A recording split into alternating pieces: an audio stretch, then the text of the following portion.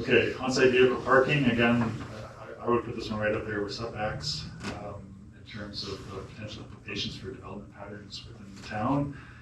So the province's recommendation is actually to remove parking for single detached duplexes entirely. But they do make exceptions for situations where it's a smaller town, a rural setting.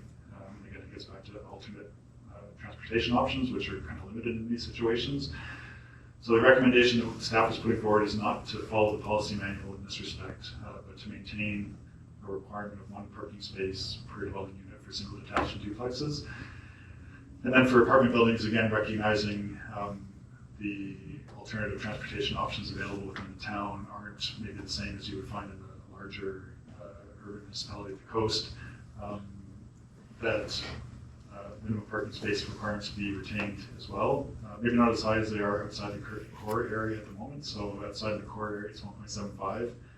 We're saying maybe reduce that to 1.5, and giving developers the option of not having to do 2 per parcel for some types of development. They may choose to, but it's not the local government mandating it.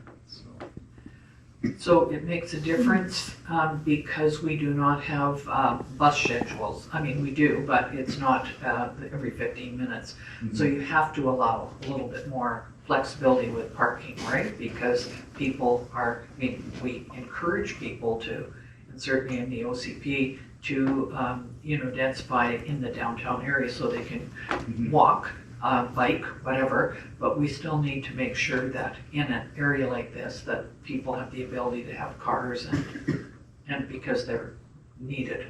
Yeah, I think that's a recognition in locations like the Valley that cars are a fact of life. People need to get them to move around from community to community, and the alternative transportation options just simply don't exist. So it's not realistic to think that people can live in Osoyoos without having a car. Right?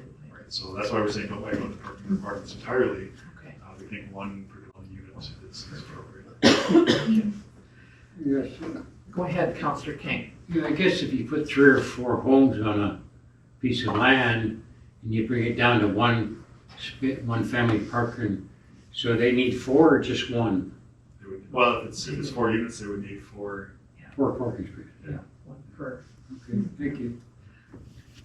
And that brings me to the end of this particular presentation. So, depending on the direction that's provided by council, I think what we're proposing to do is to build this into the new zoning bylaw. Yes. And to bring this forward as part of its implementation. And I think we're looking at moving the zoning bylaw forward, hopefully and having it adopted prior to that June 30th deadline, so that all of this is taken care of at once.